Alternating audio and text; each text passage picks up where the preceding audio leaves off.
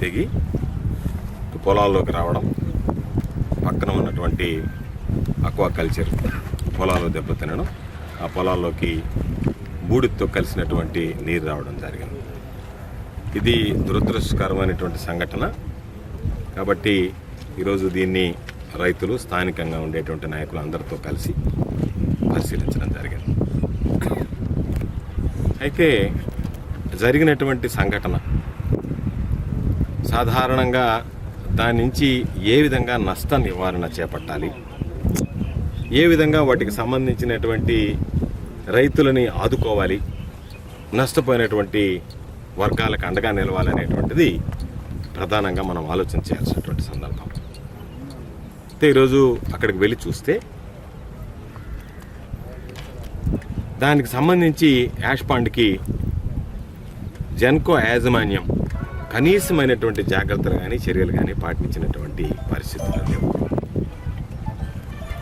అయితే ఈరోజు తెలుగుదేశం ప్రభుత్వం ఉంది అధికారంలో, రైతులందరినీ కూడా ఉదారంగా ఆదుకొని ఎవరికి కూడా నష్టం కలగకుండా చర్యలు తీసుకోవాల్సినటువంటి అవసరం ఉంది అని చెప్పి ఈ సందర్భంగా నేను అభిప్రాయపడుతున్నాను. అందుకు భిన్నంగా ఈరోజు వచ్చినటువంటి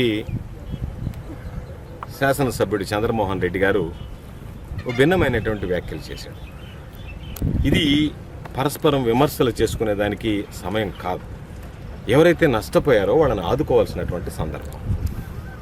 అయితే వాటికి సమాధానం చెప్పాల్సినటువంటి అవసరం ఉంది కాబట్టి నేను వాటిని ప్రస్తావిస్తున్నాను తప్ప వేరే ఉద్దేశంతో కాదు.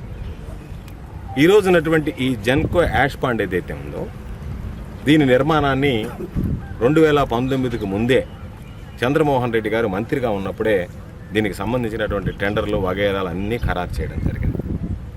ఆ కాంట్రాక్టర్ పనులు మొదలుపెట్టింది మాత్రం ఎలక్షన్ కోడ్ అయిపోయిన తర్వాత 2019లో పనులు మొదలుపెట్టాడు.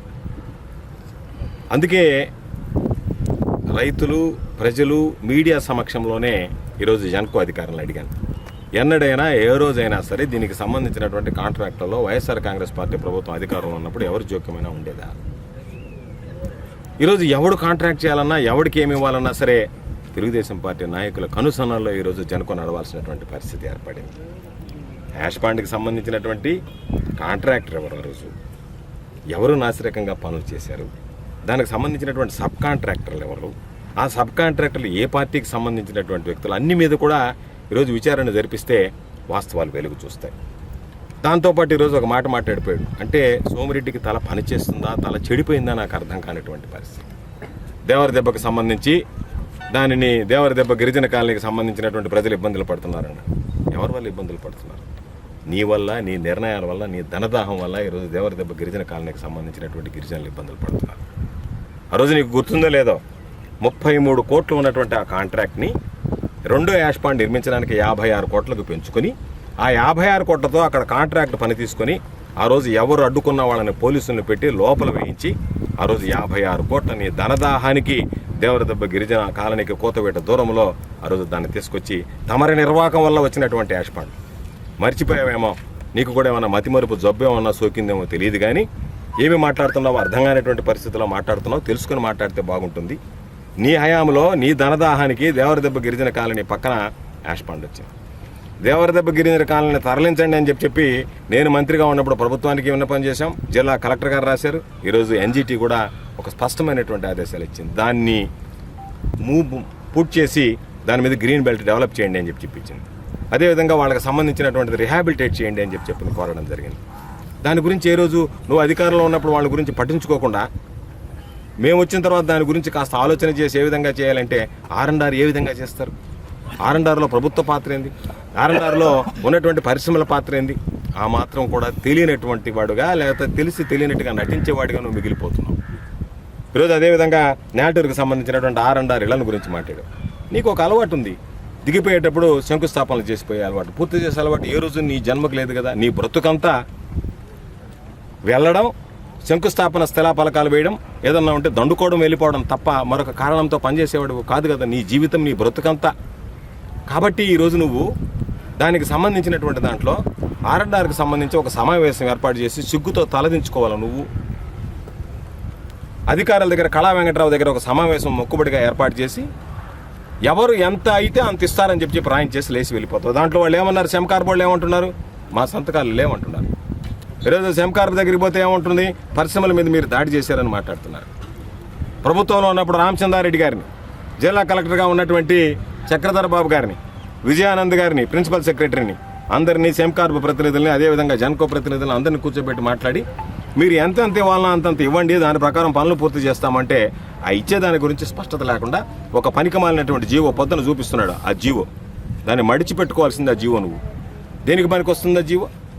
ఏదో ఒక పనికిమాలినటువంటి జీవో తీసుకొచ్చి R&R ప్యాకేజీ అంటే R&Rలో ఎవరివ్వాలి డబ్బులు? కంపెనీల గురించి ఎప్పుడన్నా మాట్లాడావా? నీ పాటికి నువ్వు దానికి సంబంధించి ఒక స్థలం కొనుక్కొని దానికి ఫౌండేషన్ వేసిపోతే ఆ 310 కోట్లకు సంబంధించి ఎంతవరకు డబ్బు ఉందో అంతవరకు కాంట్రాక్టర్కి చెల్లించాం, జన్కో నుంచి ఇప్పించిన తర్వాత ఈరోజు జన్కో ఎంత ఇవ్వాలా? ఆ రోజు రిలయన్స్ కూడా భాగస్వామిగా ఉంది. రిలయన్స్ వెళ్ళిపోయిన తర్వాత మిగతా వాళ్ళు సెమ్కార్ బ్యూరో అంతా కలిపి ఒకటైంది. అప్పుడు రెండుగా ఉండేటువంటివి ఆ రెండు ఒకటయ్యాయి. NCL కానీ గాయత్రికి సంబంధించి కానీ ఉన్నటువంటివి ఒకటయ్యాయి. కాబట్టి ఇప్పుడు సెమ్కార్ యాజమాన్యంలోకి వచ్చింది కాబట్టి వాళ్ళు ఎంత కంట్రిబ్యూట్ చేయాలనేటువంటి దాని మీద స్పష్టత లేకుండా 118 కోట్ల రూపాయలతో నేను ఇచ్చానని చెప్పి ఒక జీవో చూపించి మాట్లాడుతున్నాం అంటేనే నీ అబద్ధాలు బ్రతుకేందనేటువంటిది స్పష్టంగా అర్థమయ్యేటువంటి పరిస్థితికి నేను అడుగుతున్నా నిన్ను. నువ్వు ఈ పచ్చని పొలాల్లో నిలబడి ప్రమాణం చెయ్యి. నేను పచ్చని పొలాల్లో నిలబడి మాట్లాడుతున్నా. సిల్ట్ రిమూవల్ కాంట్రాక్ట్ వచ్చి ఎన్ని రోజులైంది? ఈరోజు అక్కడికి వెళ్ళి చూస్తే దాదాపుగా బండ్ లెవెల్కి సిల్ట్ పేర్కొనింది. అంత ఒత్తిడిని ఆ బండ్లు తట్టుకోగలవా? ఎందువల్ల ఆ పని జరగలేదు? ఈ 2 నెలల్లో ఎన్నికలకు ముందు సిల్ట్ రిమూవల్ కాంట్రాక్ట్ పిలిచారు. కాంట్రాక్టర్ అవార్డు అయింది. అవార్డు అయినటువంటి కాంట్రాక్టరు నువ్వు ప్రభుత్వంలో మీ ప్రభుత్వం ఏర్పడిన తర్వాత నీ దగ్గరికి వస్తే ఆ కాంట్రాక్ట్ నేను చేసుకుంటాను వదిలేమన్నావు. నాకు వచ్చినటువంటి కాంట్రాక్టర్ నువ్వు ఏం చేసుకుంటావంటే ఈ 2 నెలల్లో 5 రోజుల క్రితం పనులు మొదలు పెట్టారంటే ఈ 2 నెలల్లో తమరు బేరసారాలు మాట్లాడుకొని తమరికి బేరం కుదిరిన తర్వాత పనులు మొదలు పెట్టించారు. దాని పర్యవసానం ఈరోజు దాదాపుగా 6 నెలల లోపల ఆ కాంట్రాక్ట్ మొత్తం పూర్తయింది. ఇప్పటికి 1/3 వంతు దాదాపుగా దాని ఉన్నటువంటి సిల్ట్ని రిమూవ్ చేసేటువంటి వాళ్ళు అవకాశం లేకుండా చేసి దాన్ని క్యాన్సిల్ చేయించి వేరే వాళ్ళకి కాంట్రాక్ట్ ఇవ్వాలని చెప్పి నీకు అనుకూలమైనటువంటి వాళ్ళకి టెండర్ ఇప్పించుకోవడానికి ప్రయత్నం చేసావు. అదే జరుగుంటే ఇంకా భారీ నష్టం జరిగి ఉండేది. అది వీలు పడలేదు కాబట్టి ఈరోజు ఉన్నటువంటి కాంట్రాక్టర్లతో ఎవరితోనో బేరసారాలు మాట్లాడుకుని ఆ కాంట్రాక్ట్ చేయించుకునేటువంటి పరిస్థితి ఏర్పడింది. అందుకే చెప్పాం అనేక సందర్భాలలో. ఈరోజు నీకు నెలకి ₹1,00,000 ఒక్కొక్క బల్కర్ మీద దోచుకుంటూ 16 బల్కర్లతో 16 లక్షలు దోచుకోవడం మీద ఉన్నటువంటి శ్రద్ధ జన్కోకు సంబంధించి పవర్ జనరేషన్ మీద లేదు, జన్కో చుట్టుపక్కల ఉన్నటువంటి ప్రజల మీద లేదు. ఎప్పుడు ఆ మమకారం లేనటువంటి వ్యక్తి నీకు నీ కొడుకు అలవాటు అయిపోయింది. నిద్రలేసి నువ్వు ఒక సంచి నీ కొడుకు ఒక సంచి ఎత్తుకొని పోవడం, ఆ సంచులు నిండిందాక సాయంకాలం తిరగతా ఉండడం అనేటువంటిది మీకు అలవాటు అయిపోయింది. మీ బ్రతుకు అది అయిపోయింది. లేదనుకుంటే ఎవరైనా బెదిరిస్తే దుప్పటి పరవడం, ఆ దుప్పటి మీద ఏదైనా ఇస్తే తీసుకుపోవడం. సంచా దుప్పట అన్నట్టుగా ఉండారు తప్ప ప్రజల గురించి కానీ ఏ రోజైనా సరే జన్కోకి సంబంధించినటువంటి పవర్ జనరేషన్ గురించి కానీ రెండింటి గురించి ఆలోచన చేసినటువంటి ఈ జన్కో అనేటువంటిది నీకు నీ కొడుక్కి విద్యుత్ ఉత్పత్తి కోసం కాదు, డబ్బుల ఉత్పత్తి కోసం, మీరు ధనం ఉత్పత్తి కోసం పెట్టుకున్నటువంటి ప్రాజెక్టుగా కనపడుతుంది తప్ప ఇది మరొక విధంగా కనపడేటువంటి పరిస్థితి లేదు. కాబట్టి ఈరోజు అధికారుల ముందే, మీడియా ముందే, అందరి ముందే అడిగా. ఏ రోజైనా సరే నేను ఒక్కటి మాత్రం చెప్పాడు పాపం చంద్రమోహన్ రెడ్డి, వాస్తవమైనటువంటి విషయం. ఏమన్నాడంటే ఏ రోజైనా నువ్వు ఈ పనులు పరిశీలించావా అన్నాడు. నాకు అలవాటు లేదు. కారణం ఏంది? కాంట్రాక్టర్ ఎవరో తెలుసుకుని ఆయన్ని పిలిచి ఆయన్ని బెదిరించి వర్క్ బాగలేదని చెప్పి అవన్నీ నీకు వెనతో పెట్టినటువంటి విద్యలు. నువ్వు నిద్రలేస్తే ఎవడు కాంట్రాక్ట్ చేసినా ఎవడు వర్క్ చేసినా ఇప్పుడు మామూలుగా అయిపోయినటువంటి ఇరిగేషన్ కాంట్రాక్టర్లు ఇంకా నేను గెలవలేదు, బేరం కుదరలేదు కాబట్టి పోతా ఉండవు, వాటి మీదకి కుదిరిందాక పోతాం. కాబట్టి జన్కో వాళ్ళు ఏం పని చేస్తున్నారు, ఇంకొక వాళ్ళు ఏం పని చేస్తున్నారు అనేటువంటిది ఆ అడుక్కు తినే బుద్ధి నాకు లేదు. నువ్వు నిద్రలేస్తే వాళ్ళకి వెళ్ళడం, అటు తిరగడం, బాగున్నా బాగలేకపోయినా ఎవడు కాంట్రాక్ట్ చేస్తున్నాడు, సబ్ కాంట్రాక్ట్ ఎవరు చేస్తున్నారు, వాళ్ళని కలిసారా లేదా, రుణమో పనమో సమర్పించుకున్నారా లేదా, లేకపోతే దాన్ని అది ఇదిగా బెదిరించి వాళ్ళందరినీ పిలిపించుకొని మాట్లాడుకునేటువంటి అలవాటు ఆనవైతే నీకుంది కాబట్టి నువ్వు తిరుగుతావు తప్ప కాంట్రాక్టుల దగ్గరికి, కాంట్రాక్ట్ పనుల మీదకి ఏ రోజు పోయినటువంటి సందర్భం లేదు. 5 సంవత్సరాలు అధికార పార్టీలో శాసనసభ్యుడిగా మంత్రిగా ఉన్నా ఏ రోజైనా ఈ రోజు ఉన్నటువంటి వాళ్ళని ఎవరినైనా అడిగితే ఒకరిని పిలిచి వీళ్ళకి కాంట్రాక్ట్ ఇవ్వండి అని కానీ, వీళ్ళ కాంట్రాక్ట్ తీసేయండి అని కానీ, లేదా మీరు ఏ టెండర్ వేసినా నాకు చెప్పి వేయాలని కానీ, ఎంత టెండర్ మీరు అమౌంట్ వేస్తున్నారని కానీ, దాన్ని పెంచి వేయాలని కానీ ఏ రోజు ఆలోచన చేయలేదే. ఏ రోజు ఆలోచన చేసేటువంటి మనస్తత్వం, వ్యక్తిత్వం కాదే. కావాలంటే జన్కో ఉండేటువంటి యాజమాన్యం అన్నాడు, నువ్వు అడుగు ఈ రోజు ఉన్నావు అధికారంలో, లేదా నీ ప్రభుత్వం ఒక విచారణ చేయించు. నేను చెప్తున్నా, నువ్వు మాట్లాడకుండా మిన్నకుండిపోయావు. బల్కర్ల సంగతి ఏందో తెలుసు బాబు అంటే గమ్ముకున్నావు. నువ్వు 16 బల్కర్లు ప్రతి నెల ఒక్కొక్క బల్కర్కి ₹1,00,000 లెక్కన 16 లక్షలు పిండుకుంటున్నావు. నువ్వు ఆ బల్కర్ల ఆదాయం వస్తే చాలు, కాంట్రాక్టర్లు నాకు డబ్బులు ఇస్తే చాలు అనుకున్నావు తప్ప నీ ఈరోజు సోమిరెడ్డి అవినీతికి ఈ ప్రాంత ప్రజలు, రైతులు కన్నీళ్లు కార్చాల్సినటువంటి పరిస్థితి ఏర్పడింది. సోమిరెడ్డి అవినీతి ఫలితం ఈరోజు ఈ ప్రాంత రైతాంగం కన్నీళ్లు పెట్టుకోవాల్సినటువంటి దుస్థితి ఏర్పడింది. కాబట్టి తప్పనిసరిగా ఈరోజు ప్రభుత్వం లేకపోయినా ప్రతిపక్షంలో ఉన్న ఇక్కడ ఉన్నటువంటి రైతాంగానికి అండగా నిలుస్తాం. వీళ్ళకి సంబంధించి జిల్లా అధికార యంత్రాంగాన్ని ప్రభుత్వ దృష్టికి కూడా తీసుకెళ్తాం. మా ప్రభుత్వం ఉండాల్సినటువంటి అవసరం లేదు, ప్రతిపక్షంలో ఉన్న గొంతెత్తి మాట్లాడగలం. నీలాగా అందరి దగ్గర మామూలు తీసుకుని ఆ మామూలు మత్తులో జోగుతూ ప్రభుత్వాన్ని ప్రశ్నించేటువంటి తత్వం మనస్తత్వం లేదు. కాబట్టి నువ్వేదో సర్దుబాటుగా వ్యవహరించవచ్చేమో కానీ రైతుల పక్షాన నిలబడతాం. అందుకే రైతులకు చెప్పాం, ఎంత నష్టం వాటిల్లుతుందనేటువంటిది మీరు మామూలుగా ఏదో చెప్పినట్టుగా కాకుండా ఒకసారి శాస్త్రీయంగా లెక్క కట్టండి. దాని ప్రకారం నష్టపరిహారాన్ని డిమాండ్ చేస్తాం. మరొకసారి ఇది పునరావృతం కాకుండా చర్యలు తీసుకునేటువంటి విధంగా అన్ని రకాలైనటువంటి చర్యలు చేపట్టడం జరుగుతుందని చెప్పి ఈ సందర్భంగా తెలియజేస్తూ, ఎవరైతే రైతులు నష్టపోయారో ఖచ్చితంగా వాళ్ళకి నష్టపరిహారం ఇప్పించేంత వరకు ప్రయత్నిస్తాం. సాధించలేకపోతే పోరాటాల ద్వారా అయినా సరే వాళ్ళకి ఇప్పించేటువంటి విధంగా చర్యలు తీసుకోవడం జరుగుతుందని చెప్పి ఈ సందర్భంగా తెలియజేస్తూ, అధికారంలో ఉన్నా లేకపోయినా ప్రజలకు అందుబాటులో ఉండేటువంటి వ్యక్తిగా ఈరోజు ఈ సంఘటన జరిగిన వెంటనే ఈరోజు సంఘటన నిజంగా దురదృష్టకరమైనటువంటి సంఘటన. రైతు అనేటువంటి వాడు ప్రతి ఒక్కడు ఆందోళన చెందేటువంటి పరిస్థితి. కాబట్టి అధికారులు చెప్పేటువంటి దానికి రైతులు చెప్పేటువంటి దానికి స్థానికంగా మేము చూసిన దానికి పొంతం లేకుండా ఉంది.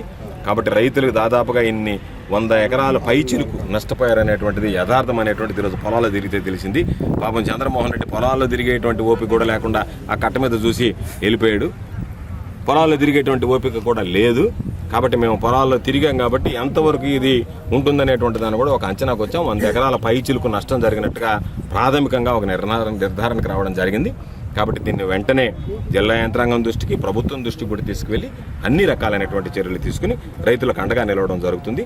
అదేవిధంగా మరలా ఇటువంటి పునరావృతం కాకుండా పకడ్బందీగా చర్యలు తీసుకోవాల్సిందిగా ఈరోజు జెన్కో యాజమాన్యాన్ని కూడా ఈరోజు మనం వాళ్ళ దృష్టికి కూడా తీసుకెళ్ళి మరలా ఇటువంటి పునరావృతం కాకుండా అన్ని రకాలైనటువంటి చర్యలు చేపట్టవలసిందిగా కోరడంతో పాటు రైతులకు నష్టపరిహారం అందించేదానికి ప్రభుత్వాన్ని ఒప్పించడమా, లేదనుకుంటే ప్రభుత్వం మీద పోరాటం చేసినా సరే రైతులకు అండగా నిలిచి ఆ నష్టపరిహారాన్ని సాధించేందుకు స్థానికంగా ఉండేటువంటి వ్యక్తిగా, ఇంటి బిడ్డగా నా బాధ్యత నెరవేర్చడం జరుగుతుంది. తప్పనిసరిగా దాన్ని సాధించి రైతులకు అన్ని విధాలా అండగా నిలుస్తామని చెప్పి ఈ సందర్భంగా మనం చేస్తాం. ఆ నీటి వల్ల మత్స్య సంపద కోల్పోతున్నామని మత్స్యకార కుటుంబాలు కూడా ఈరోజు బాధపడుతున్నాయి.